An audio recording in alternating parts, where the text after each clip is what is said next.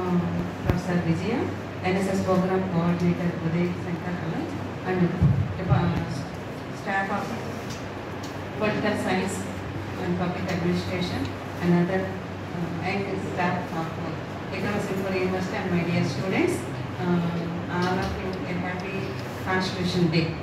So Constitution Day celebration అనేది మనకు ఒక గర్వకారణం అవ్వాలి. ఎందుకు అంటే ఎంతో ప్రజ్ఞా పాఠవాలు కలిగినటువంటి అంబేద్కర్ గారు అండ్ కాన్స్టిట్యూషన్ అసెంబ్లీ అందరూ కలిసి ఎంతో ఉత్కృష్టమైనటువంటి ఒక పెద్ద రాజ్యాంగాన్ని ప్రపంచంలో అంతా కూడా మంచిగా గుర్తింపబడ్డ రాజ్యాంగాన్ని మనకు అందించారు. సో ఈ రాజ్యాంగ దినోత్సవం జరుపుకోవడంలో ముఖ్యంగా 4 అంశాలు ఉంటాయి.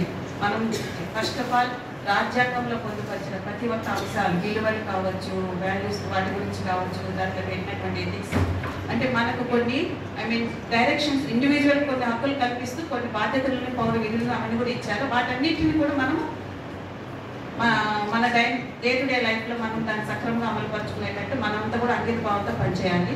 రెండవది, యాజ్ ఎడ్యుకేటెడ్ ఇక్కడ మనమంతా చదువు నేర్చుకుంటున్నాం, చదువు చెప్తున్నాం. మన బాధ్యత ఏంటంటే సమాజంలో రాజ్యాంగంలో పొందుపరిచినటువంటి అమూల్యమైన అంశాలను ప్రజలకందరికీ అవేర్నెస్ కల్పించడం రెండో అంశము.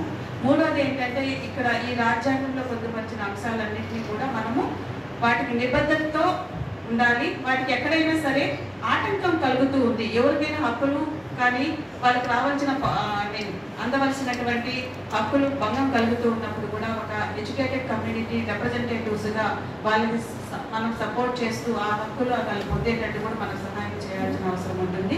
అట్లాగే ఎప్పుడు కూడా రాజ్యాంగం అనేది చాలా మంచి మనకి ఒక డైరెక్షన్ ఇస్తుంది. మనం ఎలా ప్రవర్తించాలి, మనం ఎలాంటి విధులు నిర్వర్తించాలి అనేది ఒక విలువలతో కూడినటువంటి అంశాలు మనకు ఎప్పుడు చెప్తూ ఉంటుంది. దాని నుంచి మన స్ఫూర్తిని పొంది మన యొక్క లైఫ్ని దాన్ని మంచిగా నిర్ణయించుకోవాల్సిన అవసరం ఎంతనో ఉంది. ఇవి మనకు రాజ్యాంగం ద్వారా మనకు తెలుసుకోవాల్సిన అంశాలు. So thank you for giving this opportunity.